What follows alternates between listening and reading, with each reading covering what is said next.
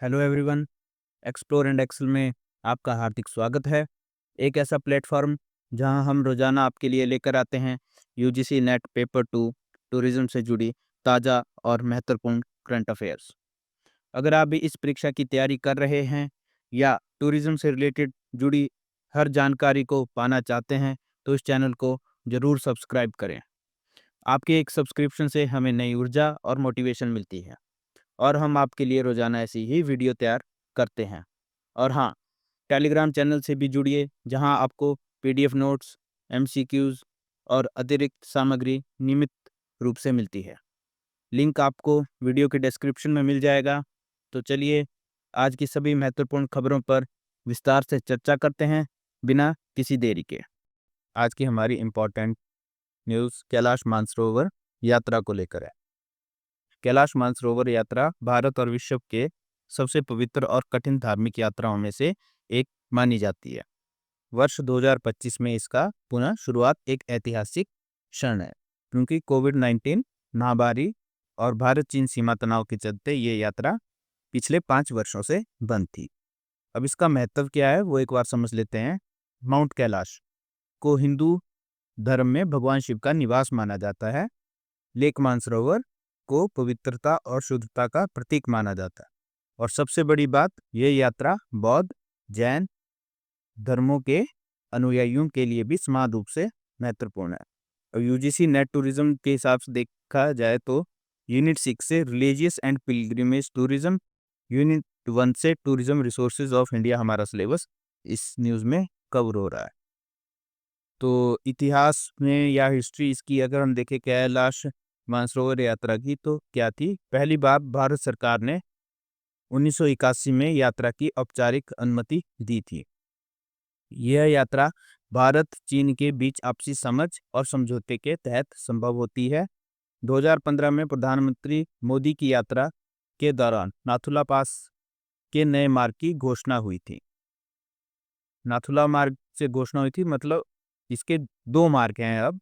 वो कौन से हैं? एक है लिपुलेख पास उत्तराखंड, पारंपरिक मार्ग, लगभग 23 दिन की यात्रा वहां से होती है। दूसरी नाथुला पास सिक्किम में, वहां से यात्रा लगभग 25 दिन की होती है।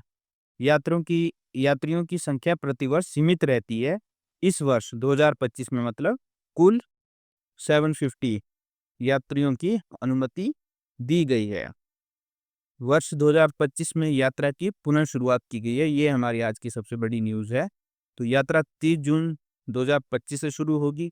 यात्रियों को दिल्ली में अनिवार्य रूप से 3 दिन रहना होगा। और 3 दिन क्यों रहना होगा? वहाँ पे उनका मेडिकल टेस्ट, पासपोर्ट, वीजा प्रक्रिया आदि के लिए।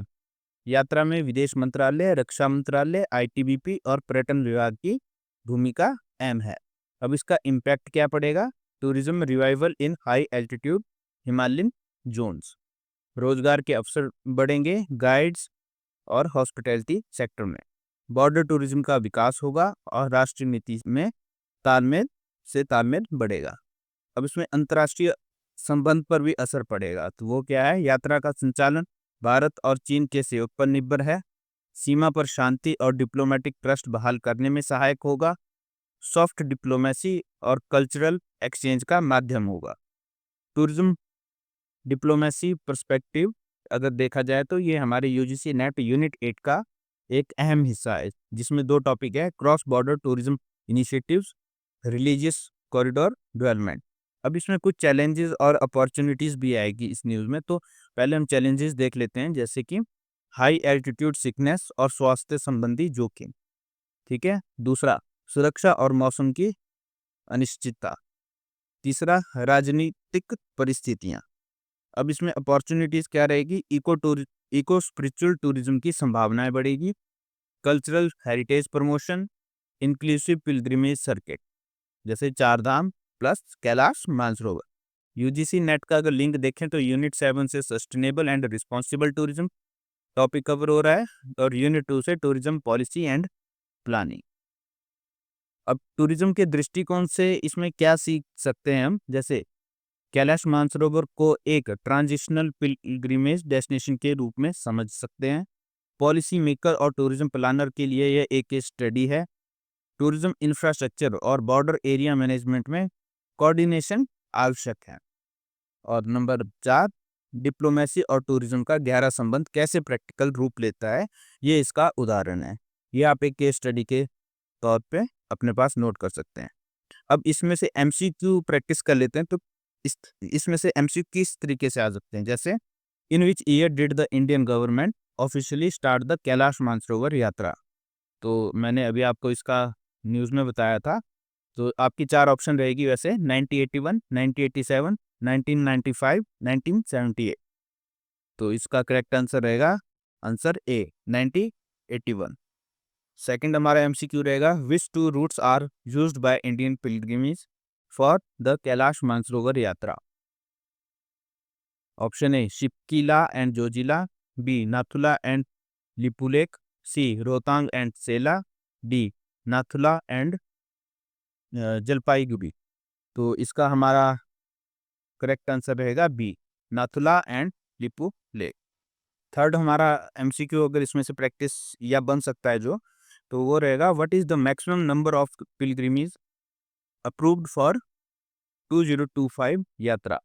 आपकी ऑप्शन रहेगी 500, 1000, 750 और डी 2000।